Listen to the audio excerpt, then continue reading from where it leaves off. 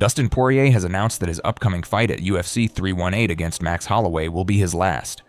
In an interview with Ariel Helwani, Poirier shared his mindset. "I don't want to leave the octagon like I did in the Islam fight, where I'm kind of like second-guessing everything," Poirier said. "I want to be sure of it. I want to walk into the arena knowing that this is the last time I'm ever going to feel this." That being said, this whole camp, fight week, everything I'm going to do coming up in these next 2 months, I'm just going to try to embrace, because this is the last time I'm ever going to be put in this position and feel these nerves and get to walk out in an arena and fight another man. When they gave me Max Holloway, what a legend to be standing across from.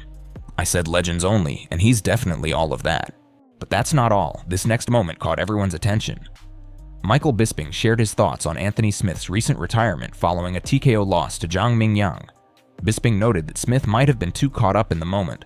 Event, Anthony Lionheart Smith walked out for his final fight against Zhang Mingyang. We gave our predictions. I knew it was going to be tough for Anthony. I didn't want to put that bad negative energy out there. I didn't want there to be any narrative that I'm picking against him, but I knew it was going to be tough. Now, when you look at somebody walking out for their final fight, I mean, you never saw anyone looking like it was their final fight more than that. Talk about soaking up the moment, going over to his kids, and like, he just, and I'm not criticizing him at all. He didn't look like he was necessarily focused on the fight. He was enjoying the moment, and I understand that, because I wish sometimes I'd have done that. I never stopped to smell the roses. I never walked out and soaked up this atmosphere, because I was like, I'm going to fight, you know, and it's hard to do both at the same time. And it seemed like even when he got in the octagon, he was still like waving at people and stuff like that. And on the other side, you've got Zhang Mingyang, who's coming for one thing only.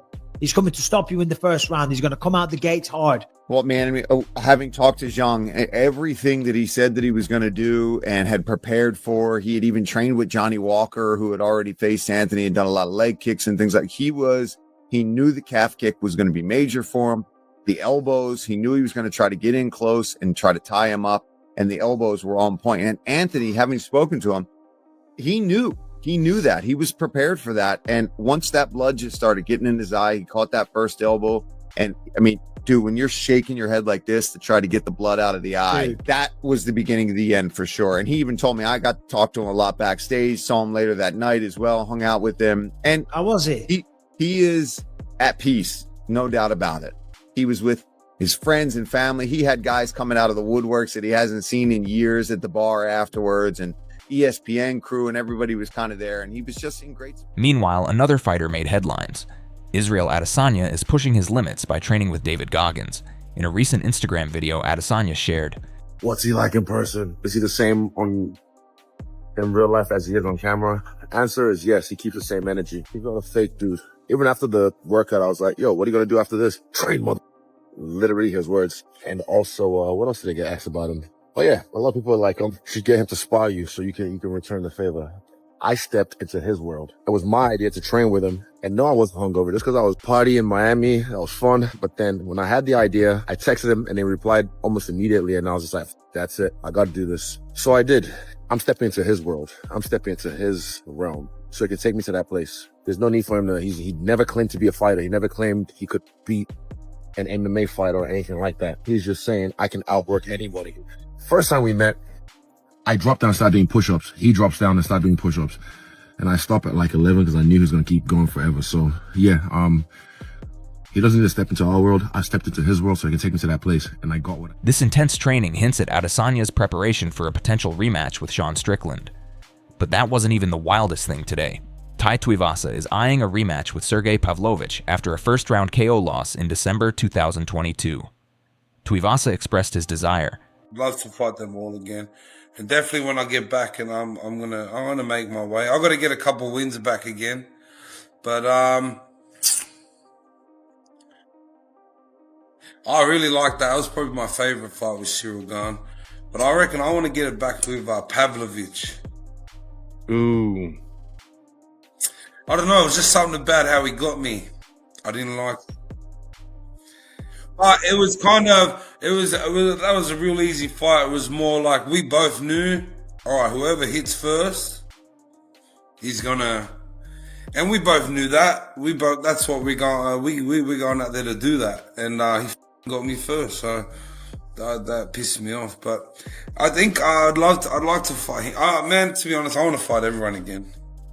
But again, I've got to win first, so better take baby steps. Let's see how the UFC handles this one. Georges St. Pierre offered advice to Tom Aspinall amid uncertainty about a fight with Jon Jones.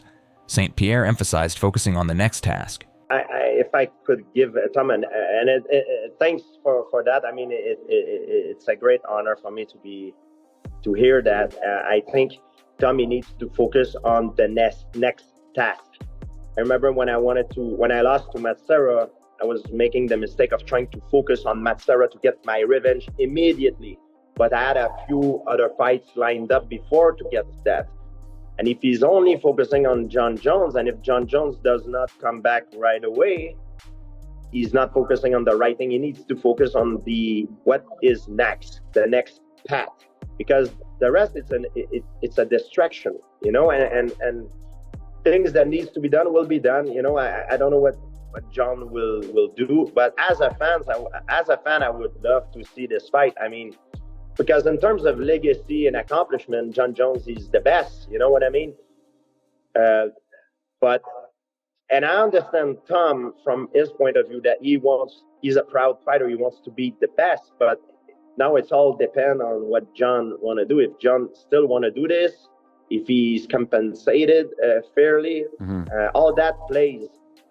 So Tom should not focus on that because it's outside of his control, and he's wasting a lot of energy focusing on that. And I know it's very hard, but he needs to sort of self-hypnose himself to focus on the next thing and be hungry about the next task.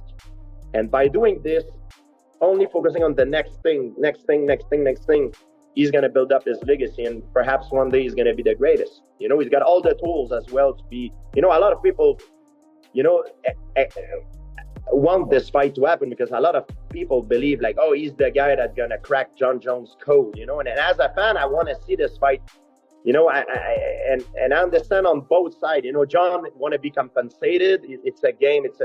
It's a negotiation game. You know, it's a chess game. And on the other side, Tom is waiting, you know, and I understand both point of view, but from Tom need focus on what's next, and the rest sort of try to clear your mind and only focus on that thing. Should Tom listen to St. Pierre? Sean Brady didn't hold back after Ian Garry called for a title shot following his win over Carlos Prates. Brady remarked, Ian did what Ian does. He touches you and runs for 3 rounds. Then he got beat up for 2 rounds and said he's getting a title shot. To say you have a performance like that, you deserve a title shot, like he can go weigh in and be the backup fighter all he wants. That's what I mean. So, yeah, like Ian just keeps talking about him like taking short notice fights. Cool, bro. Like you did 2. You lost 1 and you almost got finished in the other. That doesn't mean you deserve a title shot. Just because you're like, what, you're going to go weigh in, you think you deserve? But that's not all. This next moment caught everyone's attention. Tom Aspinall has become the longest reigning interim champion in UFC history, holding the title for over 535 days.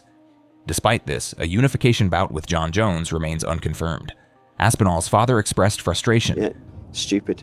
I have no idea the reason why the UFC don't really want Tom to fight anybody else other than Jon Jones. Stay tuned. That's the message they wanted Tom to give out to people. And we had the meeting with Hunter, and they're going to try and fix the fight with Jon Jones, but we're still in April now, still waiting for this guy to say, I'll have a fight or I'll not have a fight.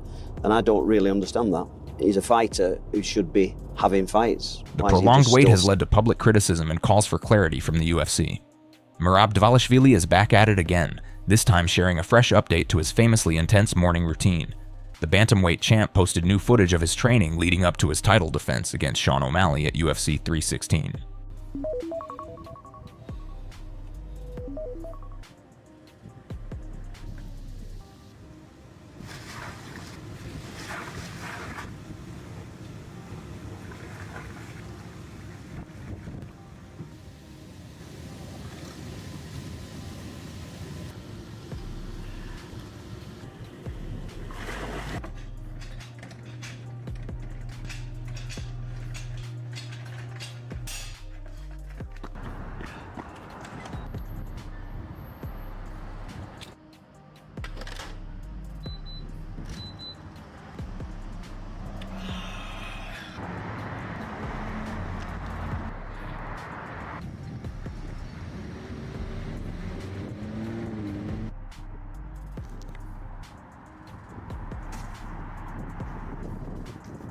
But while Merab is grinding, someone else was paying attention to Israel Adesanya's latest stunt. Jon Jones caught wind of Israel Adesanya's viral bungee jumping video, where Izzy managed to film himself mid-drop while free-falling off a bridge.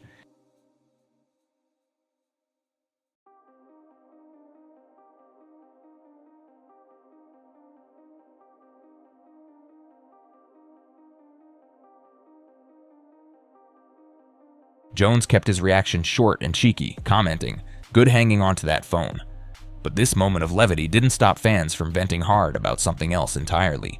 Frustration boiled over this week as Jon Jones officially became the second longest reigning UFC heavyweight champion at 785 days without a title defense. Meanwhile, Tom Aspinall just surpassed Renan Barão to become the longest interim champion in UFC history with 535 days and counting. That stat triggered major backlash across social media. Fans blasted both Jones and Dana White for stalling the heavyweight division. Twitter user Schmeganator called it pathetic, while Von Whedon said that Jon Jones is scared of losing, so he is ducking the fight instead.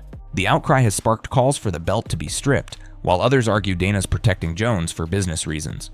Either way, the fans aren't staying quiet.